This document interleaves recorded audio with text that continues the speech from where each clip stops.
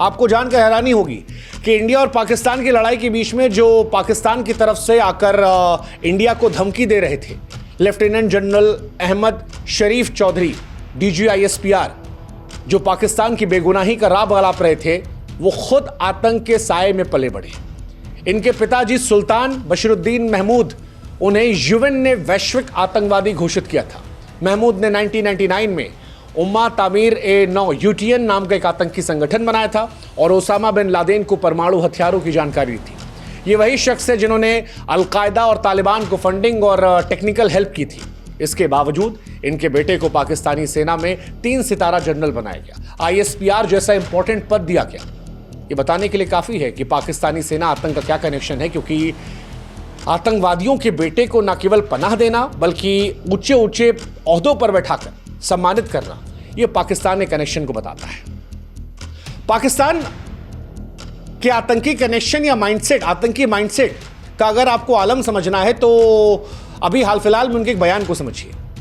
पाकिस्तान ने पुलवामा हमला 2019 जो हुआ था, उनके फौजी अफसर ने उसे रणनीतिक सफलता करार दिया। वैसे तो पुलवामा को लेकर वो भारत में हुई सियासत को भी कोट करते रहते हैं कि भाई साहब भारत में कहा गया, ये करवाया वो करवाया, लेकिन पाकिस्तान ने इस बात तो कबूल कर लिया कि ये उनकी रणनीतिक सफलता थी।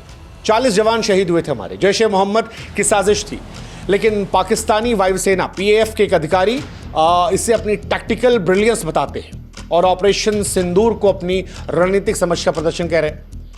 अब ये बयान जो आया, ये पाकिस्तान की आतंकवादी मानसिकता को दर्शाता है। ये भी बताता है कि वो आतंकवाद को अपनी पॉलिसी मानते हैं और यही वजह है कि पुलवामा तो ये हुआ ही, पहलगाम से लेकर 2001 में संसद हमला, 2008 में मुंबई नरसंहार, 16 में उरी, उसके बाद पुलवामा, अभी पहलगाम, इन सब के कनेक्शन पाकिस्तान से।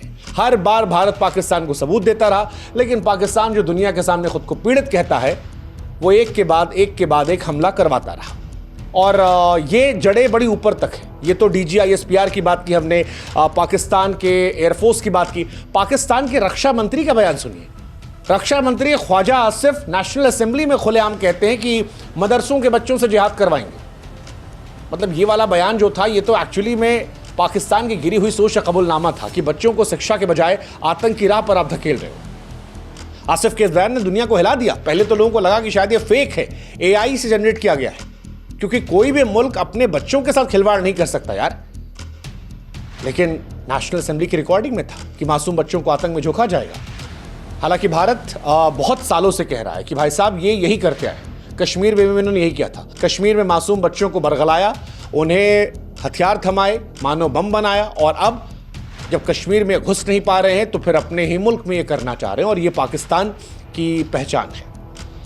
ऑपरेशन सिंदूर ने एक्चुअली पाकिस्तान को कई लेवल पे एक्सपोज किया है। आतंकी ठिकाने ध्वस्त हो गए, पाकिस्तान के आतंकी एक्सपोज हो गए, उनकी सेना एक्सपोज हो गई, और ये पाकिस्तान के लिए परेशानी का सबब बन चुका है, क्योंकि पाकिस्तान ने कई आतंकवादी थे। हालांकि हिंदुस्तान ने अच्छा बदला लिया। मतलब आप देखोगे अगर तो जो बड़े बड़े लोग मारे गए हैं पाकिस्तान में आतंकवादियों में, हाफिज मोहम्मद जमील, मसूद अजहर का बहनोई, ये मारा गया।